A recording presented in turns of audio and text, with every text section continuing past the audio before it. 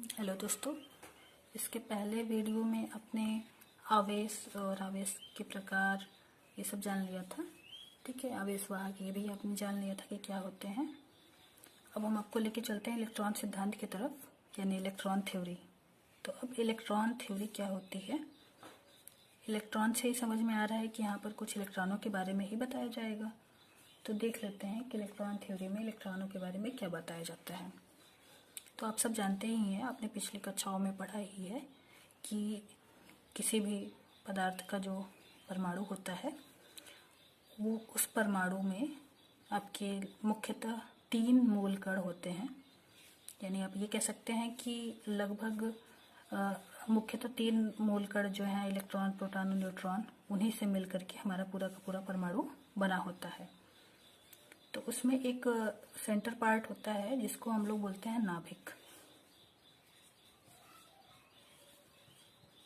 Nucleus. तो ये आपका क्या है? ये है आपका न्यूक्लियस। ठीक, न्यूक्लियस कैसा होता है? न्यूक्लियस जो होता है आपका पूरे परमाणु का सेंटर जो होता है, वहाँ पे उसको न्यूक्लियस बोला जाता है। तो न्यूक्लियस में क्या रहता है? न्यूक्लियस में आपके प्रोटॉन और न्यूट्रॉन रहते हैं। ठीक है, तो प्रोटॉन आप जानते हैं कि प्रोटॉन जो होता है वो उस पर पॉजिटिव चार्ज होता है, और जो न्यूट्रॉन होता है उस पर न्यूट्रल चार्ज होता है, यानी उस पर कोई भी चार्ज नहीं होता। तो नाभिक के अंदर आपका धनावेशित प्रोटॉन रहता है, और जो आपका न्यूट्रॉन है वो विद्युत उदासीन होता है, तो उसका कोई इफेक्ट तो नहीं पड़ता है। तो यानी कि आपका जो नाभिक होता है वो कैसा होता है? धनावेशित होता है। अब नाभिक की बात तो हो गई कि नाभिक कैसा होगा। नाभिक जो होगा आपका धनावेशित होगा। अब बीच में नाभिक होता है परमाणु के, और उसके चारों तरफ जो रहते हैं विभिन्न कक्षाओं में इलेक्ट्रॉन जो रहते हैं वो घूमते रहते हैं। तो इलेक्ट्रॉनों की जो कक्षा होती है वो भी यहाँ पे फिक्स होती है कि इलेक्ट्रॉन किसी की फिक्स कक्षाओं में ही घूमेगा। वो इतना इलेक्ट्रॉन फ्री तो रहता है मूव करने के लिए। जैसे प्रोटॉन और न्यूट्रॉन तो यहाँ पे बंधे होते हैं, वो यहाँ से बाहर नहीं जा सकते।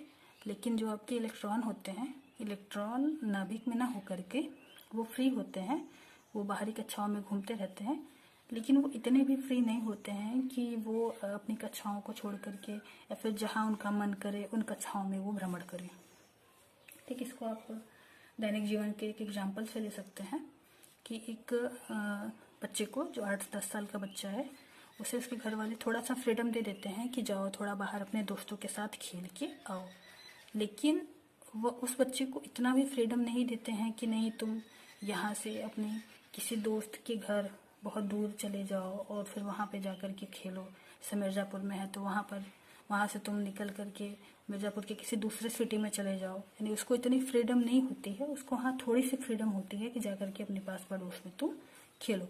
तो वैसा ही यहाँ पे इलेक्ट्रॉनों के साथ भी होता है। इलेक्ट्रॉन फ्री तो होते हैं, लेकिन वो पूरी तरीके से फ्री नहीं होते हैं कि नहीं उनका कक्षा यहाँ है तो वो निकल करके इधर कहीं बाहर घूमे। ठीक, तो इलेक्ट्रॉन एक निश्चित कक्षाओं में ही घूमता है। ठीक है, और वो किन किन कक्षाओं में घूमता है ये भी आप जानेंगे, लेकिन उसके पहले हम इलेक्ट्रॉन सिद्धांत की तरफ चलते हैं। तो इलेक्ट्रॉन सिद्धांत में मेनली आपका यही बताया गया है कि जो कोई भी परमाणु होता है उसमें 3 कण होते हैं, मुख्यतः आपके इलेक्ट्रॉन, प्रोटॉन और न्यूट्रॉन। तो बीच में जो रहता है वो आपका रहता है नाभिक, जो कि धनावेशित होता है, और उसमें आपके प्रोटॉन और न्यूट्रॉन रहते हैं, और बाहरी कक्षाओं में इलेक्ट्रॉन घूमते रहते हैं। आपको ये भी पता है कि जो प्रोटॉन होते हैं उन पे धनावेश होता है, और जो आपका न्यूट्रॉन होता है वो विद्युत उदासीन होता है। इसके अलावा जो इलेक्ट्रॉन है उन सब पे माइनस चार्ज होते हैं। अब यहाँ पे इतना तो आप समझ गए, लेकिन यहाँ पे इलेक्ट्रॉनों का कुछ और मतलब हमें नहीं समझ में आया। तो जब आपने आवेश पढ़ा था वहाँ पर आपने ये पढ़ा था कि जब समान आवेश होते हैं, यानी कि सजातीय आवेश, तो वे एक दूसरे को प्रतिकर्षित करते हैं। जबकि जो विपरीत आवेश होते हैं, यानी कि जो आपके विजातीय होते हैं, वो एक दूसरे को आकर्षित करते हैं। तो आकर्षण प्रतिकर्षण की क्षमता को आपने पढ़ा था कि क्या होता है। उसके अलावा आपने ये भी देखा था कि कोई परमाणु जो है या कोई पदार्थ है वो धनावेशित कब होता है और वो ऋणावेशित कब होता है। धनावेशित और ऋणावेशित दोनों ही केसेस में आपने ये देखा था कि जब इलेक्ट्रॉन का लेना देना हो रहा था, यानी या तो इलेक्ट्रॉनों की अधिकता हो रही थी तो या फिर इलेक्ट्रॉनों की कमी हो रही थी। दोनों ही केस में कौन मुख्य था? इलेक्ट्रॉन ही था। तो अगर हमें कोई भी रिएक्शन कराना है तो हम इलेक्ट्रॉनों को ही बाहर निकालते हैं, यानी इलेक्ट्रॉनों का ही लेन देन करते हैं।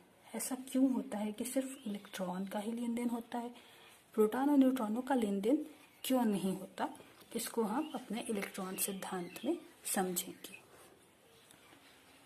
अब आपने ये देखा कि इलेक्ट्रॉनों का ही लेन देन होता है, तो अगर हम आवेश की बात करते हैं तो इलेक्ट्रॉन पर भी ऋण आवेश होता है और जो प्रोटॉन होते हैं उन पर आपके धन आवेश होते हैं। लेकिन आप देखेंगे तो आवेशों की जो संख्या होती है वो बराबर होती है। और हमें मतलब किससे होता है? हमें तो संख्याओं से ही मतलब होता है। जैसे हमने चॉकलेट वाला एग्जाम्पल लिया था कि ए के पास ज़्यादा चॉकलेट हैं और बी के पास चॉकलेट ही नहीं है, तो ए क्या करता है? अपने चॉकलेट को इसको दे देता है।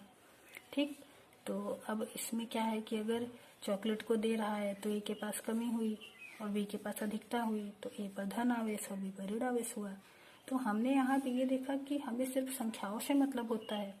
तो इलेक्ट्रॉनों पर और प्रोटॉनों पे जो आवेश है उन आवेशों की संख्या तो बराबर है। हाँ, ये नेगेटिव है, ये पॉजिटिव है, अपोजिट चार्ज तो हैं, लेकिन संख्याएं अगर इस पे एक इलेक्ट्रॉन है तो यहाँ पर भी इसकी संख्या भी बराबर होती है, इसकी संख्या भी बराबर होती है। जो आवेश का मान होता है वो दोनों के दोनों का बराबर होता है, संख्यात्मक मान जो होता है, यानी कि न्यूमेरिकल वैल्यू।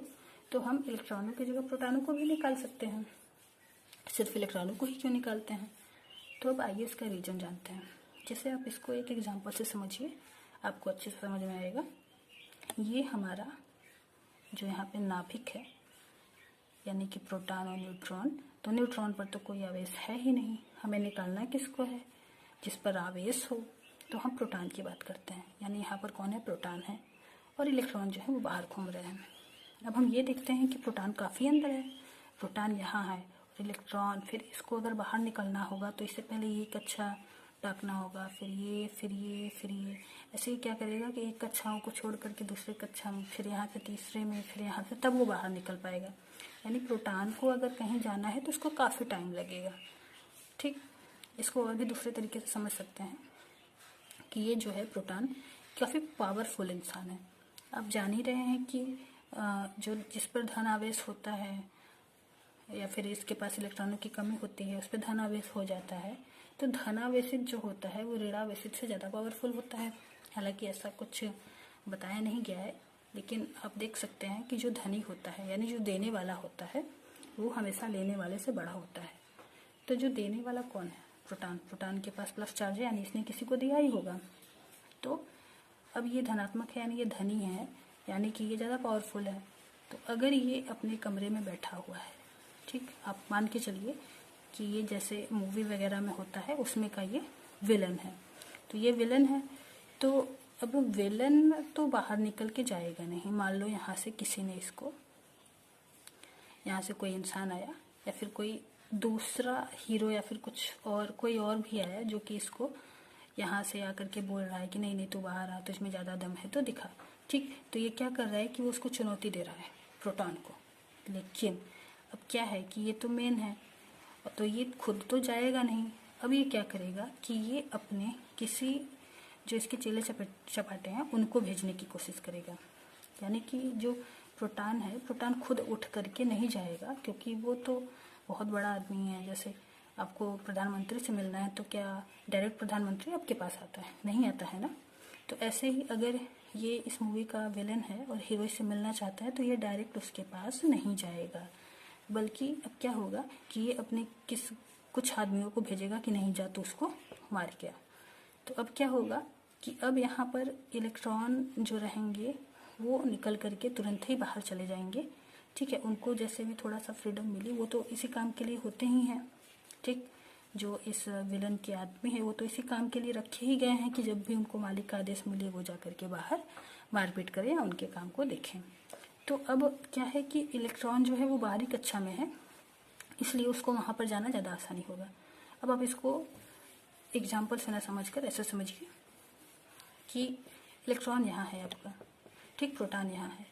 अब अगर किसी को चाहिए, मान लो कि उसको +1 चाहिए, क्या चाहिए? +1 -1 ना समझिए, बस आप ये समझिए कि उसको कुछ संख्या में 1 चाहिए।